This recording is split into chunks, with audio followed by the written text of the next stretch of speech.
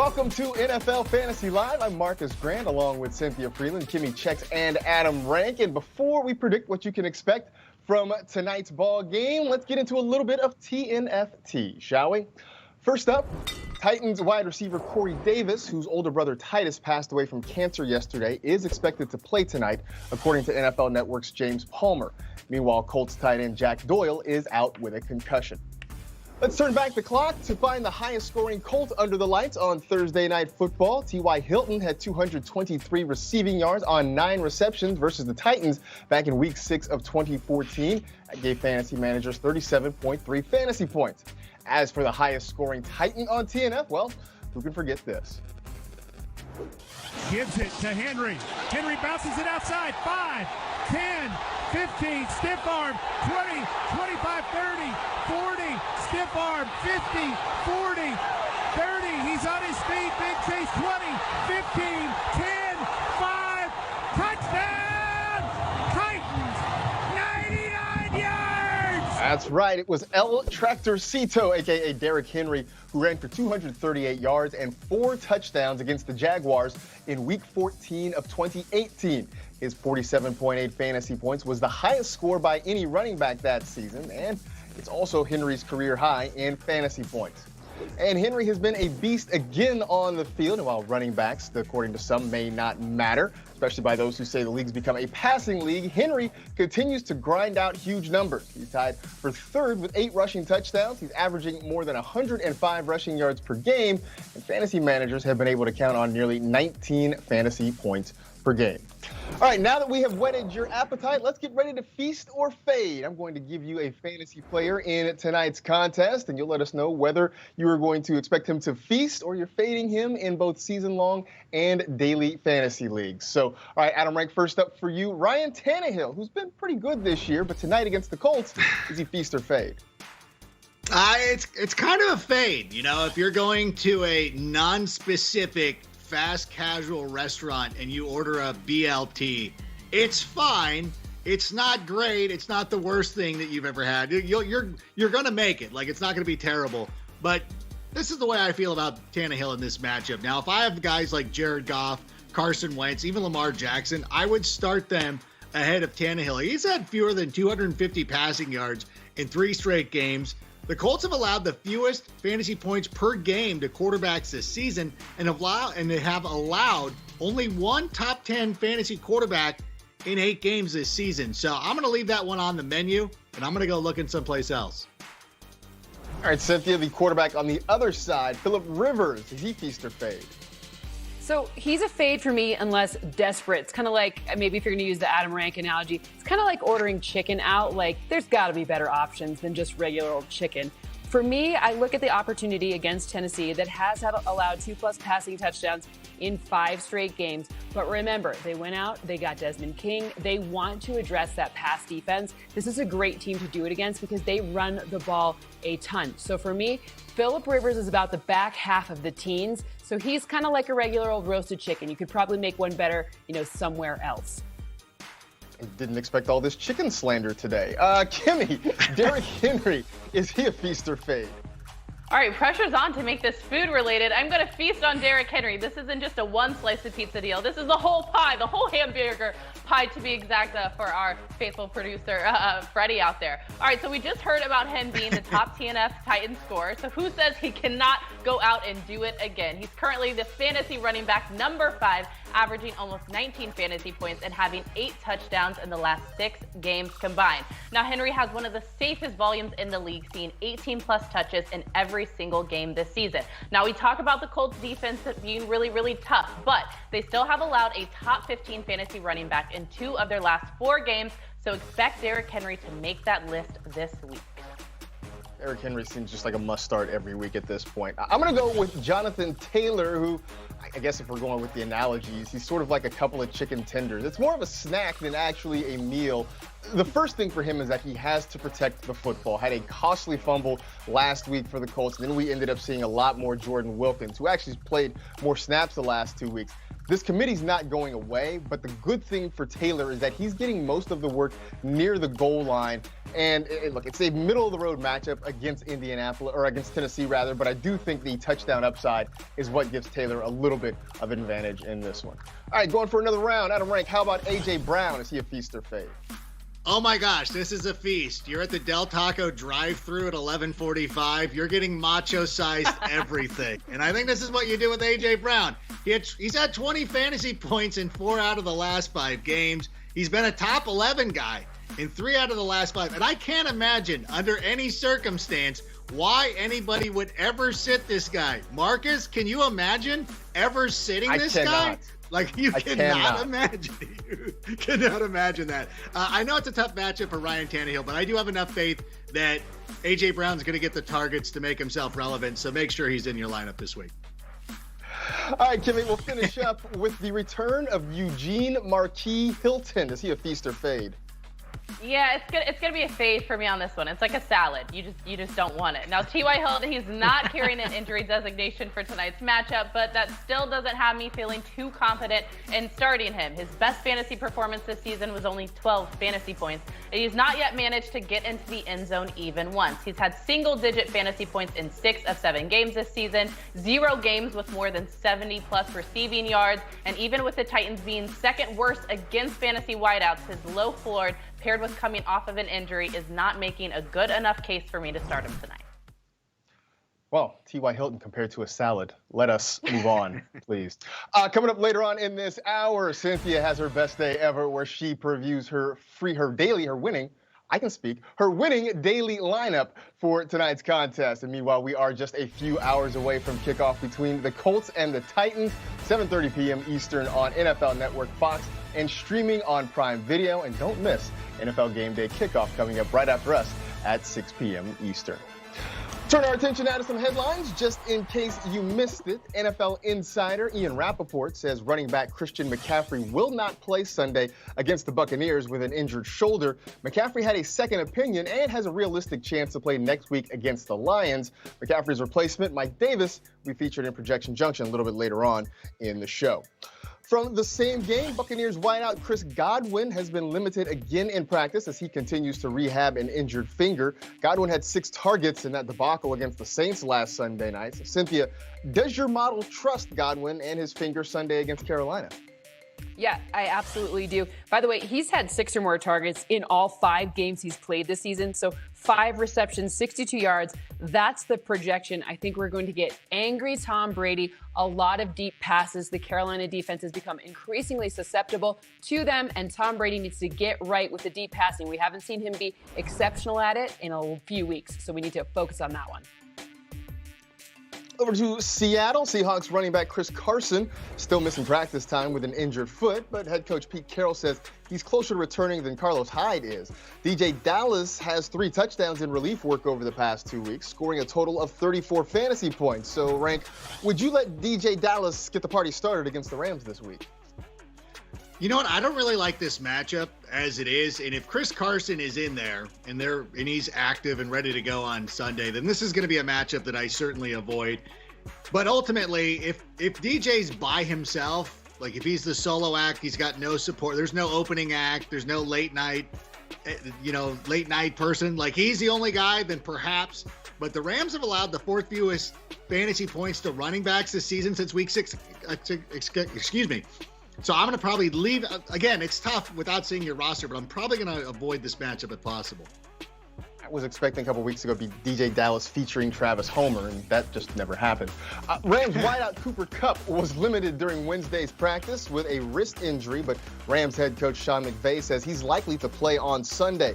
Kupp had the bye week to get more healthy, and in Week 8 he had 20 targets against the Dolphins. So, Cynthia, now he gets the very welcoming Seahawks pass defense. How good of a game could this be for Kupp? Yeah, 6 receptions, 71 yards, and the touchdown is the projection. I want to focus on those 20 targets. That's a ridiculous number. And then now you compound that with the NFC West being wide open. And I think we're going to see a lot of Kupp and Jared Goff kind of getting right against this defense, and Kupp being the guy to help him do it. Over to Steelers wideout Juju Smith-Schuster. He seems to make missing Wednesday practice a regular thing, but he was back in full today. Juju's still dealing with a knee injury, but last week he had 6 catches for 93 yards and his first touchdown since week 3. So, Kimmy, how much do you like his matchup this week against the Cincinnati Bengals? I love this matchup, and let me put everyone's worries at ease here. These are just veteran maintenance days, guys. Nothing to worry about. Juju has regained his form the last few weeks, having 29 targets, 22 receptions, 245 yards, and a touchdown since week 7. This week, he takes on the Cincinnati Bengals, who are giving up almost 37 fantasy points a game, giving Juju an exploitable opportunity to rack up some fantasy points. So do not worry about that missed practice on Wednesday. Juju on that Kawhi Leonard program right now. Ravens running back Mark Ingram is back practicing, returning from an ankle injury that forced him to miss 2 games, but he's trending in the wrong direction. He was limited in Wednesday's practice, but did not practice today. So, Rank, do you trust anyone in that Ravens backfield against New England on Sunday night? You know what? I kind of want to, because the Patriots have allowed a top 10 fantasy running back in 2 of the last 3 games.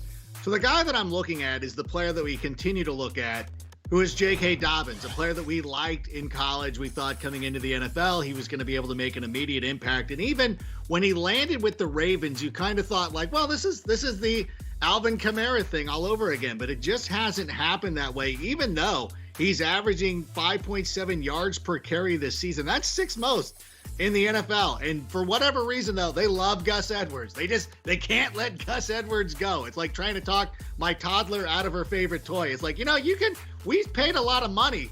We invested a high draft pick in this other thing, and you don't want to play with that at all? You just want to continue to go with Gus Edwards? Fine. So if I had to pick one, for me, it would be J.K. Dobbins, but it's risky at best. Hey, for John Harbaugh, when all else fails, time to take the bus.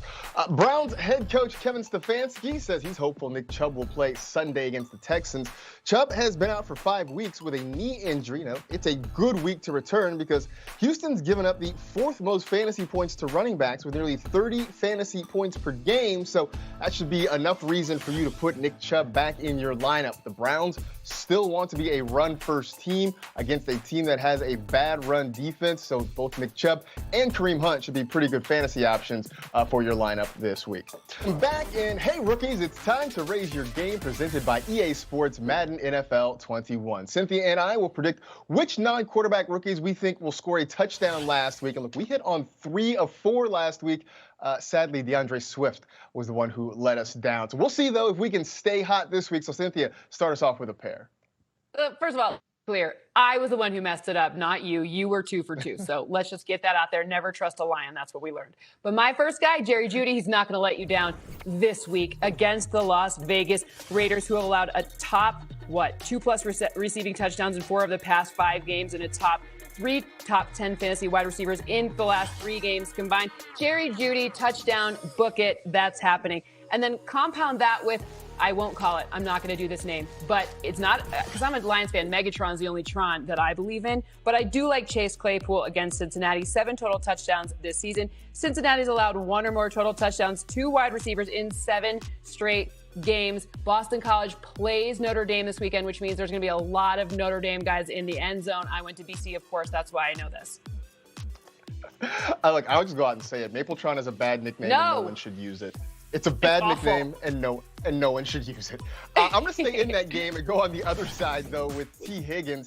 I know our immediate reaction is to say, oh, Steelers defense, we should avoid them. But they've given up 12 touchdown catches to wide receivers, which is quite a lot so far this year. The Bengals are a pass-happy offense who likely will be in catch-up mode for a good part of this game. And T. Higgins is tied for 2nd on the Bengals with 5 end-zone targets. The other one is Antonio Gibson. Looks like he's trending in the right direction, being able to practice a little bit more in the last couple of days. The Lions are tied for the most total touchdowns allowed to running backs, 10 on the ground, 5 through the air. We know Gibson can be a dual threat. Plus, he leads Washington in goal line running back snaps this year. So there's plenty of opportunities for Antonio Gibson to get into the end zone against the Detroit Lions. All right, we go from this quartet to a pair of Chiefs who lit up fantasy scoreboards in Week 9. 30 seconds into the 4th quarter. They take the draw to Bill. Mahomes will launch it for the end zone. Wide open, Tyreek Hill. Touchdown, Kansas City. 7:45 to go in the game. Hardman spinning in motion. They fake the jet sweep. They throw it right side. Caught at the right foot pylon. Touchdown, Kansas City. Patrick Mahomes, 4 touchdown passes. Patrick Mahomes and Tyreek Hill's first debut on Stacks on Stacks on Stacks for this season. That KC duo combined for over 63 fantasy points, finishing as our stack numero uno in Week 9. But now it's Week 10, and Adam Rank and I are here to give you our favorite Stacks on Stacks on Stacks. Rank-a-doodle, kick us off. You know what? For the first time this season, Kim, I think I'm going to go triple stack. I want to have the triple stack. I'm going to go quarterback, wide receiver, and tight end. We're going to go with the Raiders. Derek Carr has been playing fantastic over the last number of games, over 19 fantasy points in 4 of his last 7, 2 touchdown passes in 6 of his last 7, and he's got a great matchup against the Broncos, who've allowed a top 10 quarterback in 4 of the last 5 games. His top receiver has been Nelson Aguilar, who you cannot use that meme anymore. Unlike Aguilar, no, this guy gets into the end zone like Aguilar each and every week. The Broncos, of course, have allowed the 6th most fantasy points to wide receivers in the last 2 weeks. So I love that one. And I also love Darren the Baller Waller, 14 plus fantasy points in both games he played against the Broncos last season. They just allowed a lot of points to Hayden Hurst the last time we saw them. And they've allowed the 6th most receptions per game to tight ends this season. Darren Waller is the most targeted guy in this offense. So I say you got to go triple stack. If I knew we were doing triple stacks, I would have thrown a tight end to my next one. Let's stay in that exact same game for this week, but go on the Broncos side of the ball, right? I want to talk about Drew Lock and Jerry Jeudy taking on the Las Vegas Raiders. Now, this is matchup heaven for the both of these guys. Why? Because the Raiders are allowing the 2nd most fantasy points to quarterbacks since Week 4, while also allowing 3 top 10 fantasy wideouts in the last 3 games. Drew Lock's fantasy points, they've increased in every single game, and he's making easy connections with that rookie wide receiver, Jerry Jeudy. Jeudy has had 10 plus targets in 2 straight games and has the most air yards a game in the NFL since Week 8, 177 air yards to be exact. That's a good one. So we'll say Noah Fant in that game too, right? Let's go triple stack. Yeah, Noah Fant. Come on, give my Hawkeye some hype. Noah Fant. Yeah. All right. Yeah. Noah Fant. Okay. All right. Triple stack. I love triple, that. So triple. Triple stack in that game, whichever side you want to be on. I'm now going to be turning my attention though to the Philadelphia Eagles, and I've got a stack of Carson Wentz and Travis Fulgham coming up this week. Carson Wentz, obviously, the last time we saw him, I'm laughing because he scored less than 10 fantasy points against the Cowboys. He did have a pair of touchdowns, though, so let's give him a little bit of credit. This is going to be a much better matchup for him. Actually, he played the Giants not too long ago, had over 350 passing yards, had a couple of touchdowns. Of course, he threw an interception because, of course, he did. But he did have a rushing touchdown in that game, so I love this matchup. The Giants give up a lot of points to opposing quarterbacks, and wide receivers do well. In addition to that, what am I trying to say? Travis Fulgham, I guess, is the guy that I'm trying to say that you're going to start this week. You know what's weird is that he's had at least 12 fantasy points in every game this season. You know what? I might have to make him my club dub player of the week. But you know what? We'll save that for fantasy bites. How about you give us another stack, though? All right, let's do one more stack. You're going to love this one. This is a duo that's not new to this. They are true to this. They were the top stack back in Week 1. It's your boy, Aaron Rodgers and Davante Adams taking on the Jacksonville Jaguars. Rodgers has had 3 plus touchdowns in 5 of the last 6 games, which could be done again versus the Jags, who have allowed 3 top 10 quarterbacks out of their last 4 games. Not surprising for a team that's allowed the 2nd most fantasy points to quarterbacks since Week 3. Now, the Jags are not so hot against quarterbacks, but they're even worse against wide receivers. They've had 2 top 2 fantasy wideouts in 4 of 6 games, which will have the ceiling exploding for Davante Adams. Adams has had 8 receiving touchdowns this season and is averaging the most fantasy points by a wide receiver in NFL history. So I know I can't predict the future, but if I could see Aaron Rodgers and Davante Adams being the #1 stack of the week. I would pay to watch any number of conversations between Michael Irvin and Phillip Rivers, no doubt. All right, we're going to make this one the best day ever if possible. Cynthia is here now to help us set a daily lineup for this Colts-Titans game coming up a little bit later on. So let's start, as we always do, with the MVP. Who's the player you're picking to get you 1.5 times the points tonight? Well, I'm picking Derrick Henry because I love that he's a sure thing. My model likes him to have over 100 rushing yards. That doesn't happen very often, so when that happens, I go ahead and slide him in because that makes it the best day ever. I think maybe some people think that the Colts are going to win this game, but my model thinks that it's going to be the Titans pretty convincingly, which also bodes well for game script in this one. All right, now who are your flex spots? You got 4. Oh, well, you got it. Plus, I'm taking Ryan Tannehill because I think that Ryan Tannehill to A.J. Brown is going to be a nice little feast that you guys were talking about earlier. And then I'm also putting in Nyheim Hines. Why? Because those pass catches are the way that you score points in this one, and he is exceptional at them. If you look to see what Tennessee has allowed, they've allowed 3+ receptions to running backs in 3 straight games, and that is the role that Nyheim Hines, my favorite gymnast on the entire team, has. So I'm going to go ahead and take advantage of that one tonight. And then, of course, I have to round it out with my last 2. I'm with Trey Burton here. There's no Jack Doyle, so the tight end situation is better for him. And then that leaves me enough space for Phillip Rivers. I told you I didn't love necessarily for daily format or for every format, but I think in this format with the best day ever, you need him. You need those guaranteed points. Guaranteed points are how you have the best day ever after watching that interview with Michael Irvin and Phillip Rivers, because that's going to make me have the best day ever. Hopefully, Phillip Rivers doesn't have to make any tackles because that would make it pretty much a better day for him. All right, thank you, Cynthia. Hopefully this works out for everybody.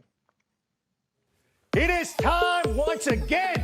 Here comes the hype train to bring you some fantasy zen. And the name is Rank, Adam Rank, and my guy Marcus Grant and I have sold hype trains from Broadway to Ogdenville and North Haverbrook. And by golly, we've put them on the map. Now let's fire up the hype train. Let's get the power tilting full max, because this is the segment that has been endorsed by the most USC Heisman Trophy winning quarterbacks. Marcus, are you ready? I'm ready. Come on, Marcus, I need you to feel it. I'm ready, but you're going to feel it if you don't get off the track. Hey, here they come. Let's get out of here. Ladies and gentlemen, welcome to the hype train. And we're going to start in old DC. We've got a guy to start this week, even though he's in an RBBC. He doesn't run between the tackles, but he excels as a receiver. If you've seen him over the last couple of weeks, well, he would make you a believer. This week, he's got the Lions, who've given up quite the amount. He's going to score you so many points, we won't even need a recount. Eliza, show me J.D. McKissick. Oh, boy.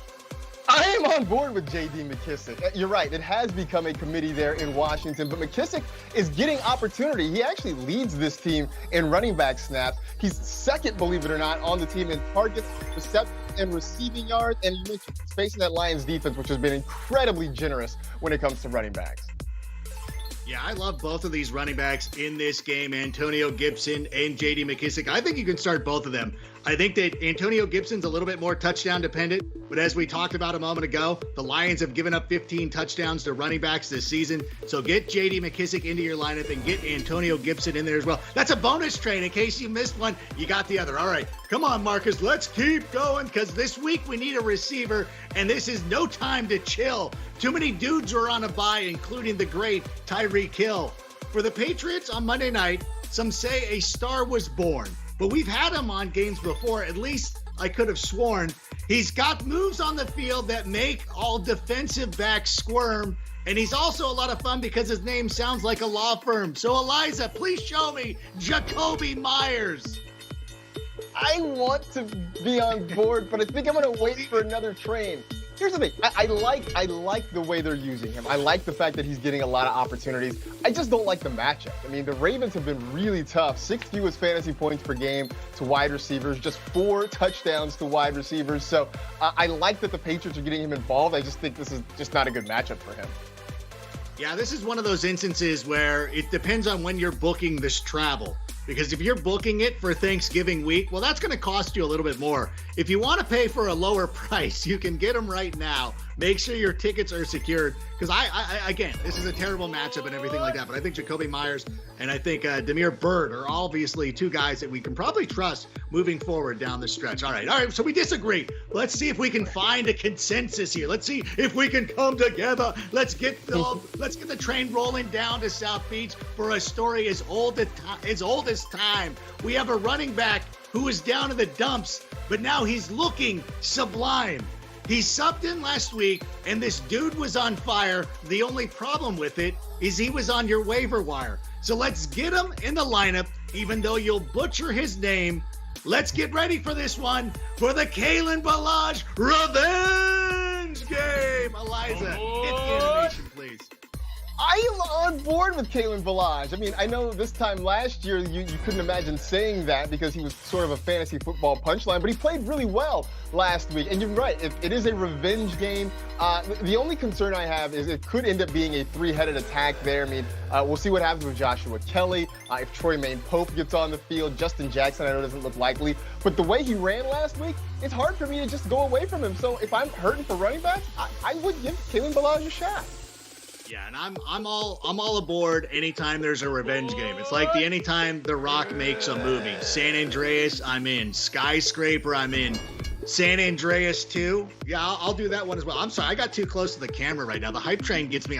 I'm really hype. I'm getting close. I'm sorry, JD, to the director. I'll sit back for a minute, but I kind of like Kalen Ballage if he gets an opportunity. I thought he was a good running back coming out of Arizona State, so I would like to get him a chance to see what he can do as a full-time running back. I believe that Rock thing because you also said you like the Tooth Fairy, so I That's a good movie. No, really, yeah. All right. Anyway, welcome back to NFL Fantasy Live. It's time for my 5. And with all teams having at least 8 games under their belt, it's time for me to give you guys my 5 waiver wire MVPs at the midway point of the season. All right, let's start it off at number 5. It's T. Higgins. Now, he quickly usurped A.J. Green as a wide receiver number 2 for Joe Burrow and the Cincinnati Bengals. Since coming into his own in Week 3, he's averaging 75 yards per game, which ranks 17th amongst all wideouts. And despite competing for targets with Tyler Boyd and A.J. Green, he's been incredibly consistent with double-digit fantasy points in 6 straight games. All right, it's time for number 4. This time it's running back Mike Davis. When CMC went down, Mike Davis stepped right on up. He's led the Panthers' backfield while filling that void left by their star running back, scoring 4 touchdowns and getting involved as both a runner and a receiver. Davis had a 3-game streak of 20-plus fantasy points and will resume this feature back role with CMC out this week against a Buccaneers defense that's been middle of the pack against fantasy running backs, allowing 22 fantasy points per game. Number 3, you heard his name earlier. It's wide receiver Travis Fulgham. Now, he did not play his first game this season until Week 4. Since then, he's averaged 19 fantasy points per game, good for 5th amongst all wide receivers. Fulgham has had 10-plus targets in 3 of his last 4 games, but his scoring upside really catches my attention. He snagged a touchdown in 4 of 5 games this season and has firmly established himself as one of Carson Wentz's favorite receiving options. Number 2, Justin Herbert, my guy Herbie. He scored more fantasy points through his first 7 career games than any other quarterback and is averaging over 24 fantasy points per game this season. That is the most by a rookie quarterback in NFL history. He's had 20-plus fantasy points in 6 of 7 starts this season and has a really fun matchup this week going against fellow rookie Tua and the Dolphins on Sunday. The Dolphins just allowed Kyler Murray to a 37-point fantasy quarterback #1 performance, so expect a shootout from Hurry against his fellow 2020 draft pick buddy. All right, Lucas, hit me with the drum roll on this one. It's number 1. We got to do some build-up, some suspense. Drum roll! James Robinson, my guy, the undrafted free agent turned NFL running back superstar. James Robinson is currently the fantasy running back number 4 this season, sitting higher than guys like Ezekiel Elliott, Todd Gurley, and Josh Jacobs. And guys, he was undrafted. Crazy. Now, Robinson just hauled in his 7th touchdown on the season and has had matchup perfection this week against the Packers, who are giving up the 2nd most fantasy points to running backs this season. Wild guess here, but I'm guessing we will not see James Robinson's name on the waiver wire for a long, long time. All right, those are my 5 waiver wire MVPs at the midway point of this season. I don't know nobody, I'm on this every day. You cannot run with me, boy. Stephon Diggs was wide open. open. One-handed catch and a touchdown. Cooper Cup delivers from Goff. Russell's going to lay it up over the top block. Touchdown, Seahawks! Will Fuller, 77 yards from Watson. He's firing into the end zone. Caught! It's Kareem Hunt! What a throw by Brady. Bridgewater throws. Touchdown, Curtis Samuel. Devontae Adams. What a weapon for Aaron Rodgers. Robinson, there he goes! We got some heavyweight team versus team boxing matches this week in Projection Junction. Cynthia is here with some more knockout projections. How about we do that one? We're going to go with some of the highest scoring games of the week as projected, and you will tell us who you think will be the highest scoring quarterback and the highest scoring non-quarterback. So we'll start with round one, Buffalo at Arizona. Who is your highest scoring QB and non-QB? My highest scoring QB, Kyler Murray. In fact, he's my highest scoring QB of the entire work. And of course, Josh Allen, he's number 2. So that's what I want to tell you about that. And it's because of DeAndre Hopkins, who's my highest scoring non-QB in this matchup. 7 receptions, 87 yards, and a touchdown. This is an interesting one because if you look to see where Buffalo is susceptible, obviously you got to see who's on the injury report. That always matters. But I think you're going to see a lot of open space for Nuke. This is the week that I think we see Nuke be just ridiculous. And I love this projection for him this week. It's almost as good as a song we came out to. Because that's the best song. Look, after all these weeks, it still slaps. That's all I'm going to say about it. All right, your second highest projected scoring game of the week, round 2. It takes us to the Seahawks and the Rams. Who you got in that one?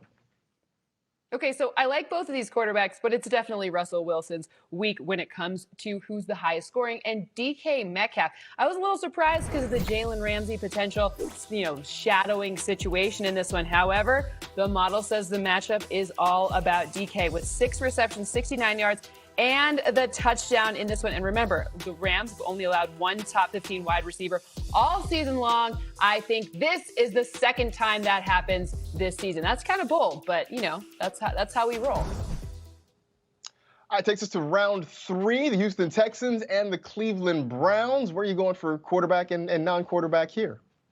Okay, so it's Deshaun Watson for the quarterback. For the non-quarterback, though, I would like to draw your attention to Nick Chubb. Nick Chubb has 81 rush yards, 2 receptions, and 7 receiving yards projected. The interesting part about Chubb and those Houston Texans, listen, the Texans give up a ton of yards on the ground. Nick Chubb, they're going to get the rust off. This is going to be the situation where you see him used inside the tackles, outside the tackles, all of the different places that the Texans are susceptible. Let's not let Deshaun Watson have the ball in his hands. That's the strategy right there for the Browns. All right, round 4, it's the Bucs and the Panthers. Tampa smarting after that loss last week to the Saints. Does Tom Brady get back on the right side of things this week? He sure does. He is my quarterback number 7. I love this one for Tom Brady. This is a get-right situation. And then when I look to see who's the highest scoring guy, well, it's, of course, Mike Davis, because obviously, look, this is not a great thing to target someone against Todd Bowles, especially in the run game. However, Mike Davis has been used in a lot of different ways. He's been used as a pass catcher. He's been used as a blocker. I know that doesn't score you fantasy points, but it does keep you on the field, get you the respect, and makes Matt Rule, Joe Brady, call your number a ton. So he is my second highest, 54 rush yards, touchdown, 5 receptions, and 39 receiving yards. That is a heck of a day. All right, that takes us to our final round. It is the Jaguars at the Packers. I have a feeling I know who the highest scoring quarterback is going to be in this one.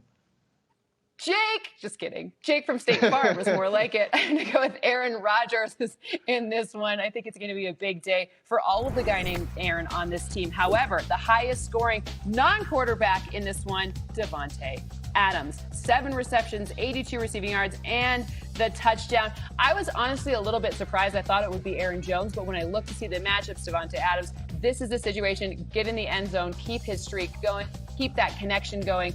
That is what projects to happen in this one, especially because the Jags defense have had the most different combinations of players on the field this season. You know who's going to take advantage of that? Yeah, those 2 guys from the Bay Area. Fire up those burner accounts, get your pseudonyms ready, because we know that you were just out there asking for a friend. You send us your Week 10 questions, and we are here to help you as best we can. So, Adam Rank, we will start with you. This one asking, I need a plug-in for Zeke. Should it be Zach Moss, or Duke Johnson?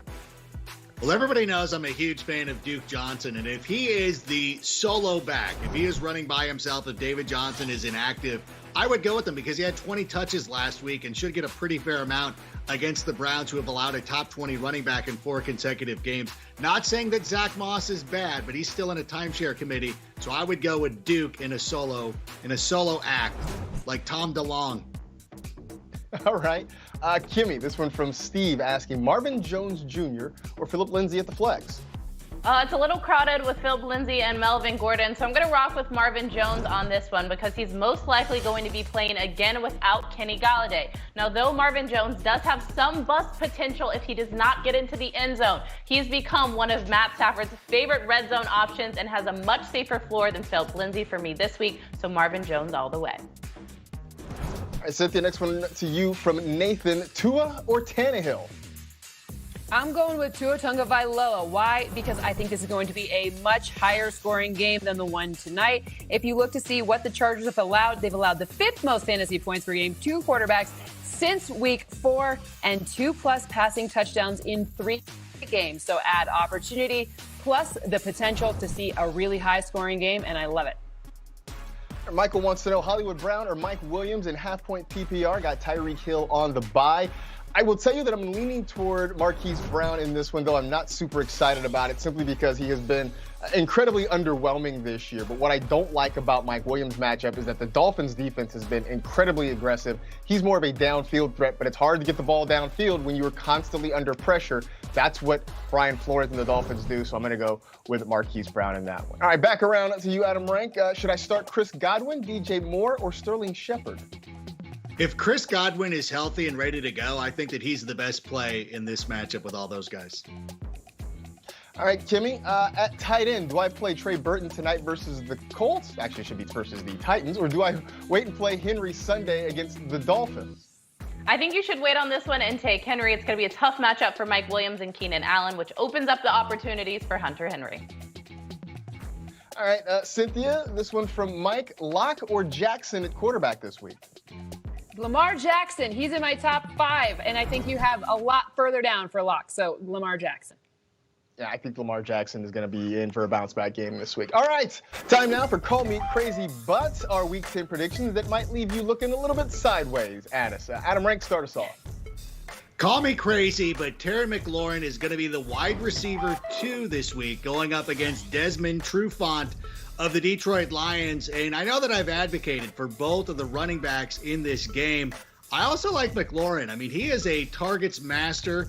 His 28% of the targets is the 6th highest total in the NFL. So I like him to take advantage of this, whether Alex Smith is a quarterback or whoever the quarterback is. This guy is a must start every week. Okay, so my Call Me Crazy, I'm going to do my best Adam Rank impersonation. Allen Robinson will have more receiving touchdowns than the entire Vikings team. It's kind of like in wrestling when the good wrestler beats the good wrestler, but really it's because the Minnesota Vikings have allowed the most receiving touchdowns to wide receivers this season.